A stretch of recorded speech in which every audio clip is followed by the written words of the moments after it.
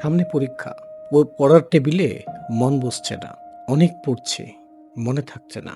অনেক চেষ্টা করছি ফোকাস করার, ফোকাস হচ্ছে না। মনে থাকছে না, ফোকাস হচ্ছে না, কনসেনট্রেট করতে পারছি না। পড়তে এখন ভাল লাগছে না, কিন্তু পরীক্ষা সামনে। কেন এরকম হয়? মজার ব্যাপার হলো ৮০ থেকে ৯০ ভাগ স্টুডেন্ট এটা জানেই না এটার কারণটা কি। বলবেন এটা একটা স্ট্রেস? বলে হ্যাঁ স্ট্রেস। কি ধরনের স্ট্রেস? বলে এটা একটা ভয়ের স্ট্রেস। এক ধরনের ভয়, এক ধরনের ভীতি।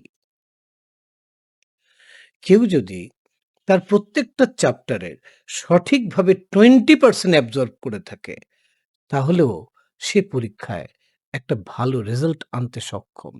কিন্তু তার এই মনের ভেতরে ঢুকে থাকা ভয় তাকে এটা করতে দিচ্ছে না। সে জানেও না এই ভয় কিভাবে তাকে ব্লক করতেছে। এই যে পরীক্ষার ভয়, ৮০% থেকে ৯০% স্টুডেন্ট জানেই না যে এটা তার ভেতরে ভয় কাজ করছে। শুধু 10% 20% স্টুডেন্ট বুঝতে পারে যে হ্যাঁ, তাদের ভেতরে ভয় হচ্ছে।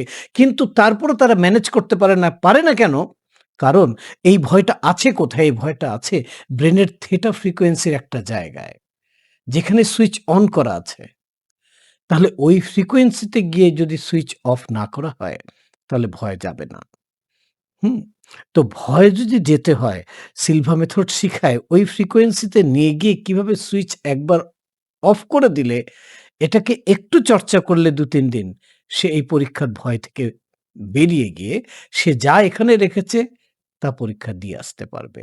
সেটা শেখার জন্য এই স্টুডেন্ট মেডিটেশন শেখা প্রয়োজন। Thank you.